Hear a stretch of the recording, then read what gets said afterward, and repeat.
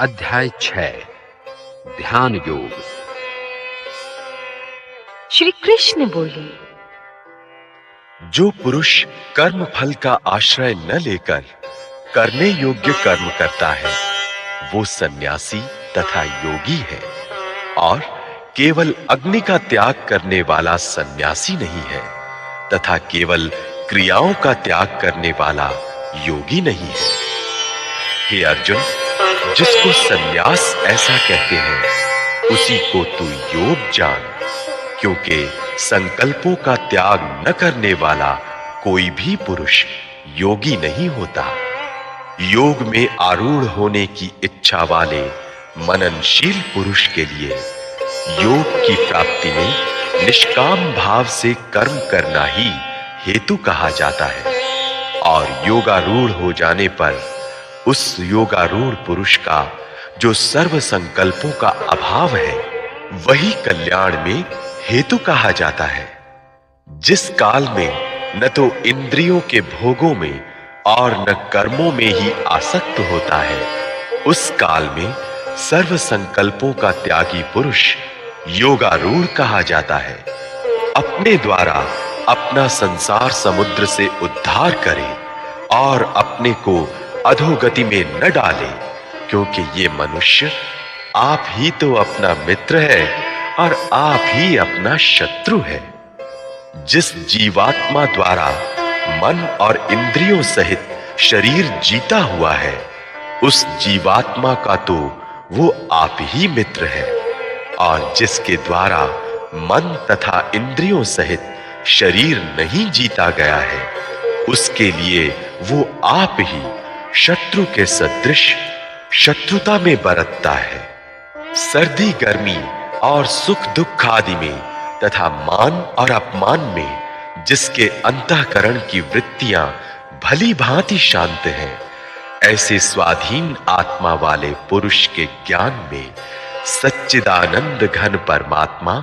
सम्यक प्रकार से स्थित है, अर्थात उसके ज्ञान में परमात्मा के सिवा अन्य कुछ है ही नहीं। जिसका अंतःकरण ज्ञान विज्ञान से तृप्त है, जिसकी स्थिति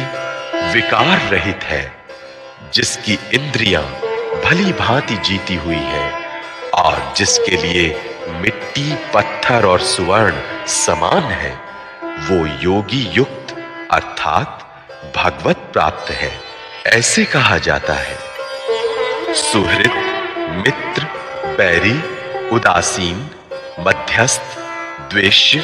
और बंधुगणों में, धर्मात्माओं में और पापियों में भी समान भाव रखने वाला अत्यंत श्रेष्ठ है। मन और इंद्रियों सहित शरीर को वश में रखने वाला आशा रहित और संग्रह रहित योगी अकेला ही एकांत स्थान में स्थित होकर आत्मा को निरंतर परमात्मा में लगाए। शुद्ध भूमि में जिसके ऊपर क्रमशः कुशा, मृगछाला और वस्त्र बिछे हैं, जो न बहुत ऊंचा है और न बहुत नीचा, ऐसे अपने आसन को स्थिर स्थापन करके उस आसन पर बैठकर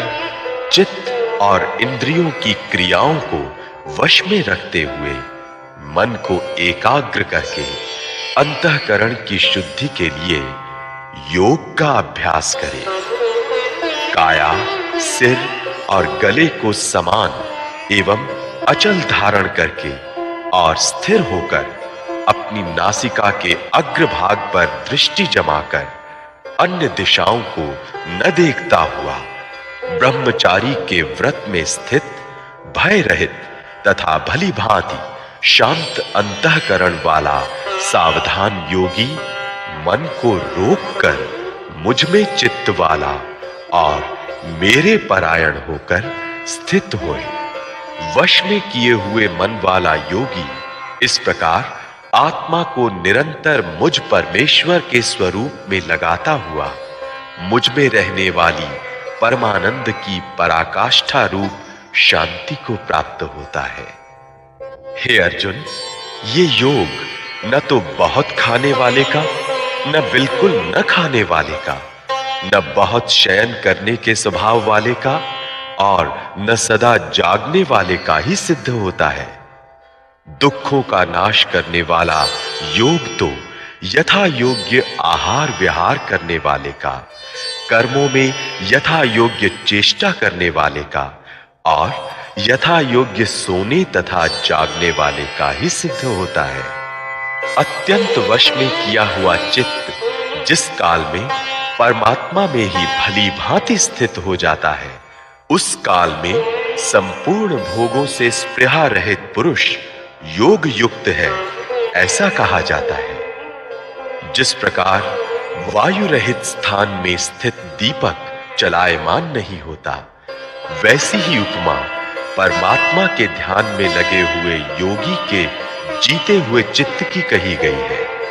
योग के अभ्यास से निरुद्ध चित्त जिस अवस्था में उपराम हो जाता है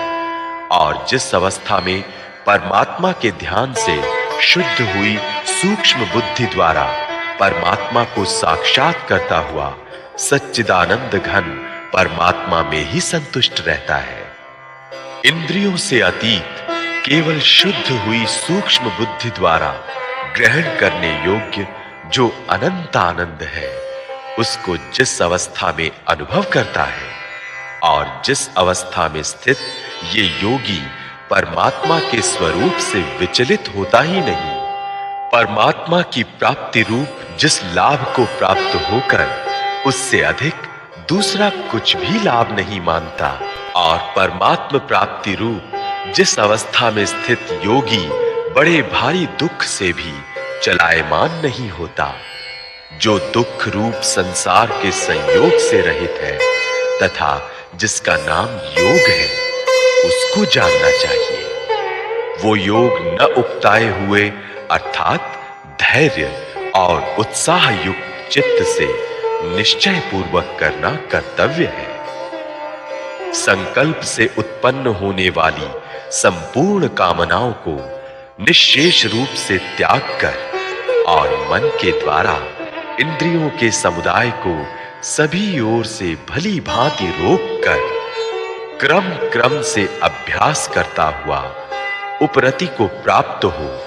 तथा धैर्य युक्त बुद्धि के द्वारा मन को परमात्मा में स्थित करके परमात्मा के सिवा और कुछ भी चिंतन न करे। ये स्थिर न रहने वाला और चंचल मन जिस जिस शब्दादि विषय के निमित्त से संसार में विचरता है, उस विषय से रोककर यानी हटाकर इसे बार बार परमात्मा में ही निरुद्ध करे। क्योंकि जिसका मन भली प्रकार शांत है,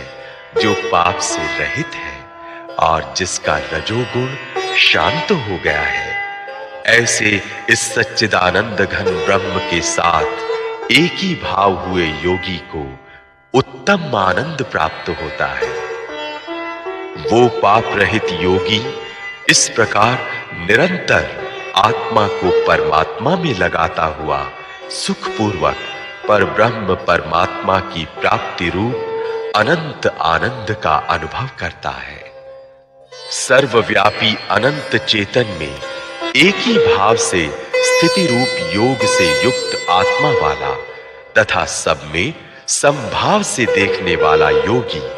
आत्मा को संपूर्ण भूतों में स्थित और संपूर्ण भूतों को आत्मा में कल्पित देखता है। जो पुरुष संपूर्ण भूतों में सबके आत्मरूप मुझ वासुदेव को ही व्यापक देखता है और संपूर्ण भूतों को मुझ वासुदेव के अंतर्गत देखता है, उसके लिए मैं अदृश्य नहीं होता और वो मेरे लिए अदृश्य नहीं होता।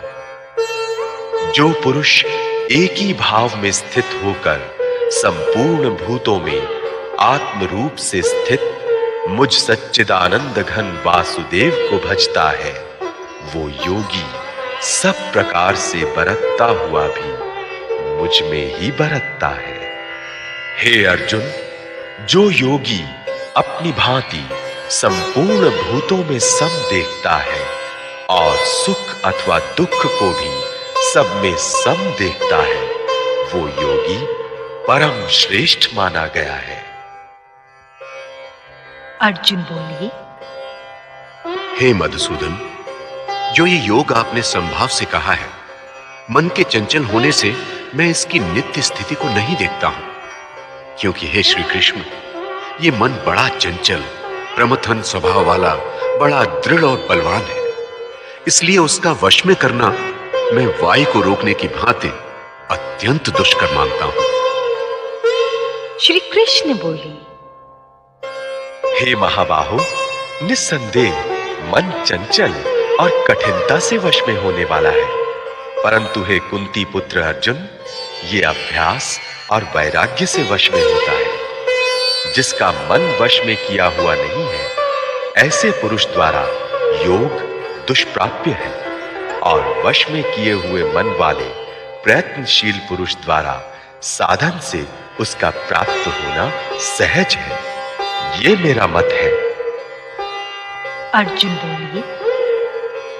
हे श्री कृष्ण, जो योग में श्रद्धा रखने वाला है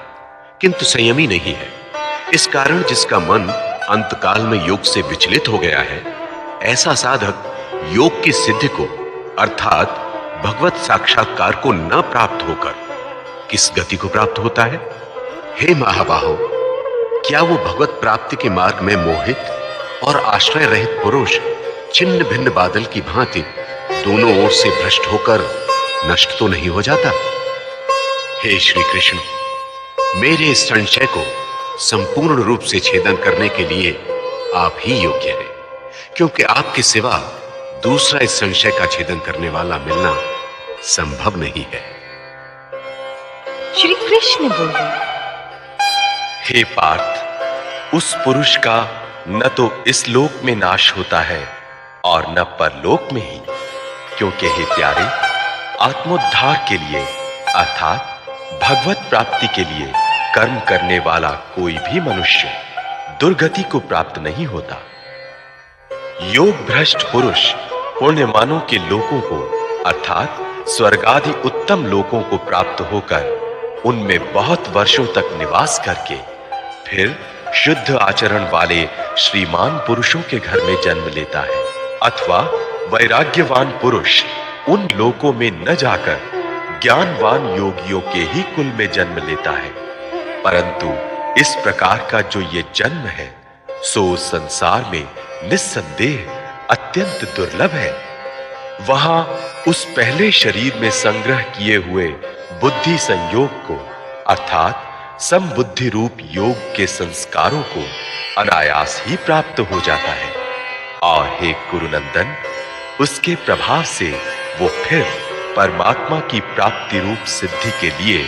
पहले से भी बढ़कर प्रयत्न करता है। वो श्रीमानों के घर में जन्म लेने वाला योग भ्रष्ट पराधीन हुआ भी उस पहले के अभ्यास से ही निस्संदेह भगवान की ओर आकर्षित किया जाता है, तथा समबुद्धि रूप योग का जिज्ञासु भी वेद में कहे हुए सकाम कर्मों के फल को उल्लंघन कर जाता है। परंतु प्रयत्न पूर्वक अभ्यास करने वाला योगी तो पिछले अनेक जन्मों के संस्कार बल से इसी जन्म में संसिद्ध होकर संपूर्ण पापों से रहित हो फिर तत्काल ही परम गति को प्राप्त हो जाता है। योगी तपस्वियों से श्रेष्ठ है, शास्त्र ज्ञानियों से भी श्रेष्ठ माना गया है,